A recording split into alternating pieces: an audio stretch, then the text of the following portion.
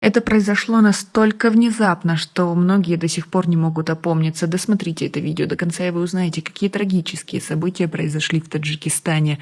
Подписывайтесь на наши обновления и точно будете в курсе всего самого актуального. За прошедшие сутки на территории страны были зафиксированы сход селей, а также факты несчастных случаев на водоемах страны. Под данным КЧС, 13 мая в 16:00 обильные осадки спровоцировали сход грязекаменной массы на территории села Ганже, сельского джамата Ворзоб-Калья Ворзобского района. В результате схода селя грязевая масса заполнила дворы и 4 жилых дома, жители которых были эвакуированы в безопасные места. Также сели стали причиной временного блокирования 32 километров автомобильной дороги Душанбе-Ворзоб. Для ликвидации последствий бедствия и определения ущерба на место выехала районная комиссия по ЧС, а также рабочая группа КЧС. Задействована специальная техника, ведутся работы.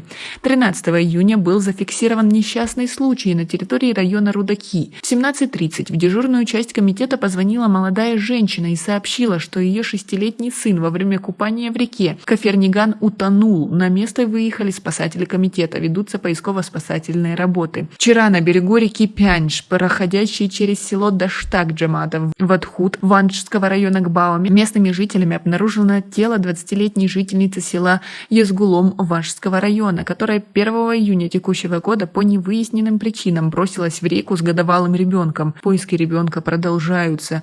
Как вы относитесь к такой ситуации? Свои ответы напишите нам, пожалуйста, в комментарии. Также 1 человек погиб, 2 пострадал в результате удара молнии. Трагедия произошла накануне на территории Дарвасского района Горно-Бадахшанской автономной области. 12 июня во время выпаса скота на пастбище Сафедсанг, расположенного на территории сельского джамаата Сакирдашц Дарвасского района Гбао, во время грозы от разряда молнии погиб 27-летний пастух, уроженец района Балхи Хатлонской области. Как сообщила Авеста, начальник пресс-центра комитета по чрезвычайным ситуациям и гражданской обороне страны, также молния поразила 15 голов овец, которые пас погибший. Также в этот день разряд молнии поразил 43-летнюю жительницу села Сакирдашц, сельского джамаата Сагирдашц Дарвасского района, у нее во дворе. На данный момент женщина находится в районной больнице, сообщила пресс-секретарь КЧС Умеда Юсуфи. Как вы относитесь к тому, что в последнее время участились несчастные случаи, и многие